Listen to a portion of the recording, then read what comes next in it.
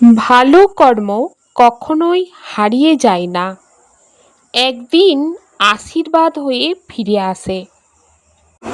আমরা অনেক সময় ভাবি অন্যের জন্য এত ভালো করেও কি লাভ হলো, কিন্তু মনে রাখার প্রয়োজন মানব আপনার ভালো কাজের মূল্য না দিলেও ভগবান কখনোই তা ভোলে না। আজ আপনি নিঃস্বার্থভাবে যে ভালো বীজ রোপণ করছেন, আগামীকাল তা কোনো না কোনো রূপেই আপনার জীবনে পরম আশীর্বাদ হয়েই ফিরে আসবে। তাই ভালো কাজের প্রয়াস কখনোই ছেড়ে দিতে নেই। ধোঁকা জীবনের সবথেকে বড় শিক্ষক। ধোঁকা থেকে আমরা মানবকে চিনতে পারি, নিজের জীবনের শক্তি আর বিবেকের গুরুত্ব শেখায়। যে ব্যক্তি ধোঁকা থেকে শিখে নেয়, সেই ব্যক্তি অধিক বুদ্ধিমান, বুঝদার, সতর্ক এবং মজবুত হয়ে যায়। জীবনে দুটো ব্যক্তি আপনাকে বুঝতে পারবে। এক সেই ব্যক্তি আপনার মতো পরিস্থিতির মাধ্যম দিয়েই পার করে এসেছে, আর দুসরা সেই ব্যক্তি যে আপনাকে অনেক বেশি ভালোবাসে।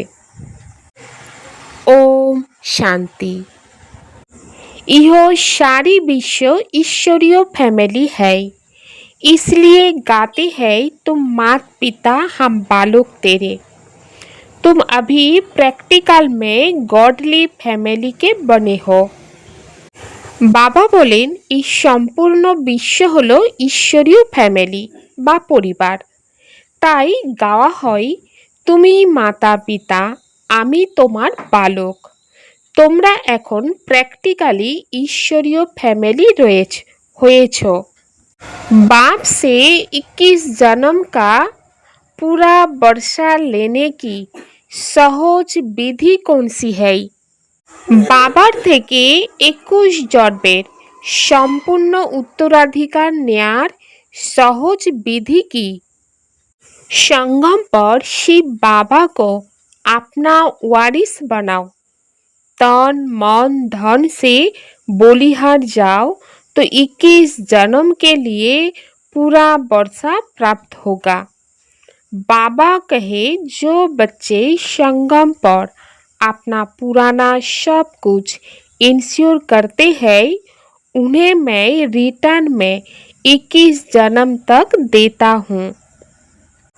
হ্যাঁ, বাবা বাচ্চাদেরকে বলছেন সঙ্গমে শিব বাবাকে নিজের উত্তরাধিকারী বানাও, অর্থাৎ ওয়ারিস বানাও। তন মন এবং ধন সমেত বলিহারি যাও, তাহলে 21 জন্মের জন্য সম্পূর্ণ উত্তরাধিকার প্রাপ্ত হবে।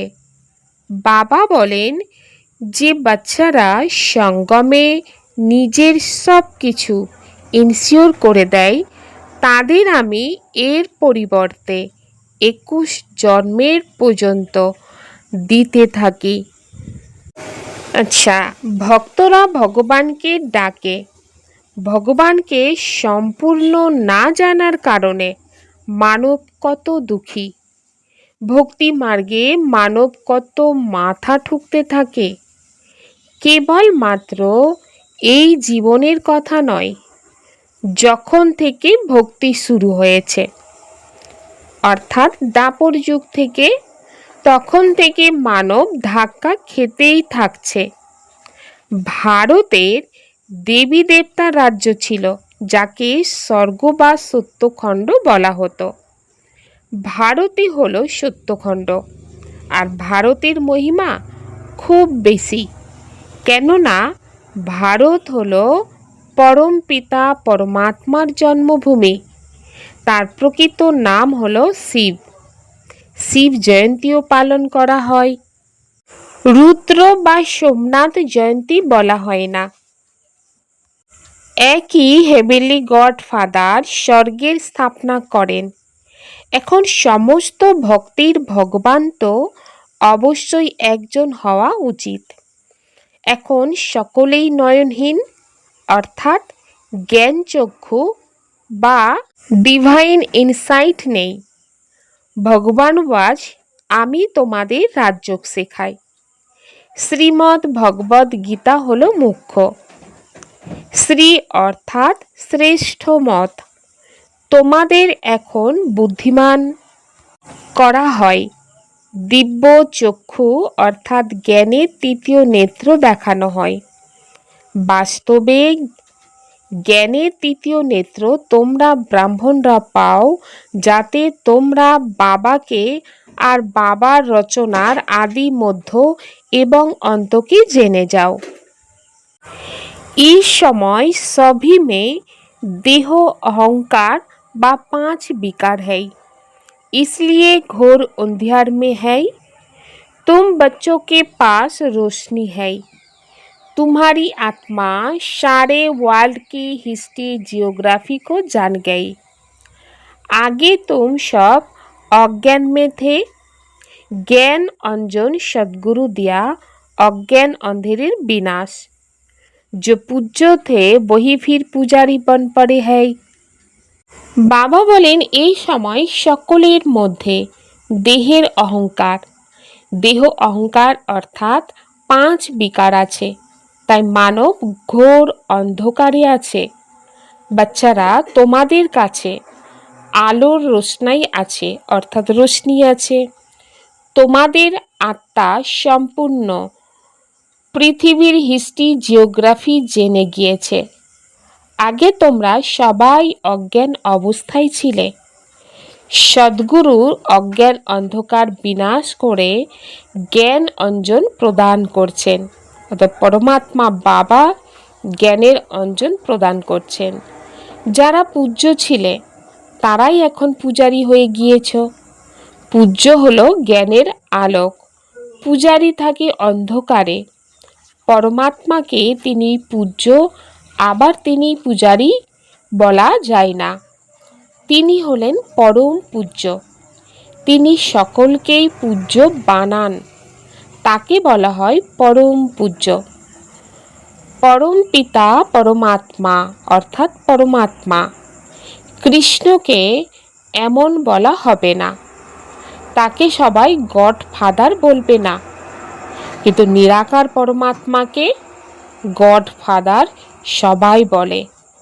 তিনি আত্মা, তিনিই পরমাত্মা, তাই তাকে পরমাত্মা বলা হয়। সেই পরমাত্মা সর্বদাই পরমধামেই থাকেন, যাকে ইংরাজিতে সুপ্রিম সোল বলা হয়। বাবা বলেন, তোমরাই গেয়ে থাকো আত্মা পরমাত্মা পৃথক আছে অনেক কাল। এমন নয় যে পরমাত্মার সঙ্গেই পৃথক আছে বহুকাল, তা কিন্তু না। এ হলো প্রথম নম্বরের অজ্ঞানতা, যে আত্মাই পরমাত্মা আর পরমাত্মাই আত্মা বলা। আত্মা তো জনম মরণের মধ্যে আসে, পরমাত্মা তো পুনর্জন্মে আসেই না। বাবা বসে বোঝান, তোমরা ভারতবাসীরা স্বর্গবাসী পূজ্য ছিলে। মানবিকতার পূজ্য সব দেবী দেবতারা ছিল। এ হলো সম্পূর্ণ ঈশ্বরীয় পরিবার। ঈশ্বর হলেন রচয়িতা। এমন গাওয়া হয়, তুমি মাতা পিতা, আমি বালক তোমার, অতএব ফ্যামিলি বা পরিবার হয়ে গেল। আচ্ছা, এ তো বলো যে তোমরা মাতা পিতা, তো কাকে বলো? এ কথা কে বলছে? আত্মাই বলছে, তুমি মাতা পিতা। তোমার কৃপায় আমরা স্বর্গের অতি সুখ পেয়েছিলাম। তুমি মাতা পিতা এসে স্বর্গের স্থাপনা করো, তাই আমরা তোমার সন্তান হই। আর বাবা বলেন, আমি সংসারে এসে নতুন দুনিয়ার জন্য রাজযোগ শেখাই। মানবের বুদ্ধি সম্পূর্ণ ভ্রষ্ট হয়ে গিয়েছে, স্বর্গকেই নরক মনে করে। ওরা বলে ওখানে কংস, জরাসন্ধ, হিরণ্যকশ্যপ আদি ছিল। তো বাবা এসে বোঝান, তোমরা কি ভুলে গিয়েছ? আমার শিব জয়ন্তী তো তোমরাই এই ভারতে পালন করো। গায়েন আছে শিবরাত্রি, তো কোন রাত্রি? এই ব্রহ্মার অসীম জগতের রাত্রি। বাবা এই সঙ্গমে এসেই রাত্রি থেকে দিন অর্থাৎ নরক থেকে স্বর্গ তৈরি করেন। শিবরাত্রির অর্থই কেউ জানে না। ভগবান হলেন নিরাকার। মানবে তো জন্মের পর জন্ম শরীর নাম পরিবর্তন হয়। পরমাত্মা বলেন, আমার কোনো শরীরের নাম নেই, আমার নাম শিব। আমি কেবল বৃদ্ধ বানপ্রস্থ শরীরের আধার নেই। ইনি পূজ্য ছিলেন, এখন পূজারী হয়েছেন। শিব বাবা এসে স্বর্গের রচনা করে। আমরা যখন তার সন্তান, তখন অবশ্যই আমাদের স্বর্গের মালিক হওয়া উচিত। শিব বাবা হলেন উচ্চ থেকে উচ্চ। ব্রহ্মা, বিষ্ণু এবং শঙ্করের নিজের নিজের পাঠ আছে। প্রত্যেক আত্মার মধ্যে নিজের সুখ দুঃখের পাঠ নিহিত আছে। তোমরা জানো যে আমরা শিব বাবার উত্তরাধিকারী হয়েছিলাম। শিব বাবাই আমাদের স্বর্গবাসী করেছিলেন, তাই সবাই আমরা তাকে স্মরণ করি। ও গড ফাদার, দয়া করো। সাধুরাও সাধনা করে, কেননা এখানে দুঃখ, তাই তারা নির্বাণ ধামে যেতে চায়। आत्माएं परमात्मा में लीन हो जाती बा हम आत्मा से परमात्मा, ये समझना ही रॉन्ग है। अब तुम कहती हो हम आत्मा परम धाम में रहने वाली है, फिर देवता कुल में आएंगे, फिर 84 जन्म लेंगे। आत्मा परमात्मा लीन हो जाए बा आमी आत्मा परमात्मा, ए कथा बोझानो भूल। বাবা বলেন, তোমরা এখন বলো যে আমরা আত্মারাই পরমধামে থাকি, এরপর আমরা দেবতাকুলে যাব আর 84 জন্ম গ্রহণ করব। আমরা আত্মারা বর্ণে আসি। শিব বাবা জন্ম মরণে আসে না। কেবলমাত্র নারায়ণের রাজত্বকাল ছিল। খ্রিস্টান ঘরানাতে যেমন ফার্স্ট, সেকেন্ড, থার্ড চলতে থাকে, তেমনি সেখানেও লক্ষ্মী নারায়ণ দেব ফার্স্ট, লক্ষ্মী নারায়ণ দেব সেকেন্ড, থার্ড, এমন 4 রাজত্বকাল চলে। তোমাদের ব্রাহ্মণদের এখন 3য় নেত্র খুলে গিয়েছে। বাবা বসে তোমাদের সঙ্গেই কথা বলেন। তোমরা এইভাবেই 84 চক্র লাগিয়ে এত এত জন্ম নিয়ে এসেছ। বর্ণেও এক চিত্র বানানো হয়, যেখানে দেবতা, ক্ষত্রিয়, বৈশ্য, শূদ্র, ব্রাহ্মণ বানানো হয়। এখন তোমরা জানো যে আমরাই সেই ব্রাহ্মণ শিখা। এই সময় আমরা প্রত্যক্ষভাবে ঈশ্বরীয় সন্তান। এই সহজ রাজযোগ আর জ্ঞানের দ্বারাই আমরা অতি সুখ প্রাপ্ত করি। কেউ তো সূর্যবংশী রাজধানীর উত্তরাধিকার প্রাপ্ত করে, কেউ আবার চন্দ্রবংশীর। সম্পূর্ণ রাজধানী এখন স্থাপন হচ্ছে। প্রত্যেকের নিজের পুরুষার্থে সেই পদ প্রাপ্ত করবে। কেউ যদি জিজ্ঞেস করে, পড়তে পড়তে আমাদের এই শরীরে যদি মৃত্যু হয় তাহলে কি পদ পাব? তখন বাবা বলে দিতে পারেন, যোগের দ্বারাই আয়ু বৃদ্ধি পায়, বিকর্ম বিনাশ হয়। পতিত থেকে পবিত্র হওয়ার জন্য অন্য কোনো উপায় নেই। পতিত পাবন বললেই ভগবানের কথা স্মরণে আসে, কিন্তু ভগবান কে এ কথা জানে না। বাবা বলেন, আমি ভারতেই আসি, এ হলো আমার জন্মভূমি। সোমনাথের মন্দির কত বিশাল, আভিজাত্য পূর্ণ, আলিশান, এ কথা বাবা বাচ্চাদেরকে বসে বোঝান। ভক্তি মার্গে সারণিক হতে শুরু করে। যখন পূজারী হয় তখন প্রথমে সোমনাথের মন্দির তৈরি করে। ভারত সত্যযুগ আর ত্রেতা যুগে খুবই বিত্তবান দেশ ছিল। মন্দিরে অজস্র ধন সম্পদ ছিল। ভারত তখন হীরের তুল্য ছিল। ভারত তো সেই তুলনায় এখন কাঙ্গাল আর করিতুল্য। বাবা এসে আবার ভারতকে হীরের তুল্য তৈরি করেন। যে কোনো ব্যক্তিকে জিজ্ঞাসা করো সৃষ্টিকর্তাকে, তো বলবে পরমাত্মা। তিনি কোথায়? বলে দেবেন তিনি তো সর্বব্যাপী। কিন্তু বাবা বলেন এই সম্পূর্ণ ঝাড় এখন জরাজীর্ণ অবস্থা প্রাপ্ত করেছে। তো তার জন্য কি করতে হবে? বাচ্চাদের নিজেকে চেক করা উচিত। আমি কি সেই উপযুক্ত হয়েছি যে বাবা মাম্মার কোলে অসীন হতে পারি? এ হলো পতিত দুনিয়া। পবিত্রতা হলো মুখ্য। এখন তো নো হেলথ, নো ওয়েলথ আর নো হ্যাপিনেস। এ হলো মৃগতৃষ্ণার সমান রাজ্য। এর ওপরে দুর্যোধনের কাহিনী শাস্ত্রের মধ্যে লেখা হয়েছে। দুর্যোধন বিকারীকে বলা হয়। দ্রৌপদীরা বলে আমাদের লজ্জা রাখো, সকলেই তো দ্রৌপদী, তাই না? এই বাচ্চারাই হলো স্বর্গের দ্বার। বাবা কত ভালোভাবে বুঝিয়ে বলেন। যে বাচ্চার বুদ্ধিযোগ খুব ভালোভাবে জুড়ে থাকবে, এই জ্ঞান তারই ধারণ খুব ভালোভাবে হবেন। বাবা বলেন গৃহস্থ জীবনে থেকে কমল পুষ্পের সমান হয়ে থাকতে হবে। দুই দিকেই কর্তব্য পালন করতে হবে, লৌকিক কর্তব্য আর পারলৌকিক কর্তব্য। মৃত্যুর সময় মানবকে মন্ত্র দেয়া হয়। বাবা বলেন তোমরা সবাই এখন মৃত্যুর মুখে দাঁড়িয়ে আছো। আমি কালেরও কাল সবাইকে ফিরিয়ে নিয়ে যাব, তাই তোমাদের খুশি হওয়া চাই। এরপর যারা খুব ভালোভাবে পড়বে তারা স্বর্গের মালিক হতে পারবে, না পড়লে প্রজার পদ পাবে। এখানে তোমরা এসেছো রাজ্যের অধিকারী হতে। ইহ पढ़ाई है, इसमें अंधश्रद्धा की तो बात ही नहीं।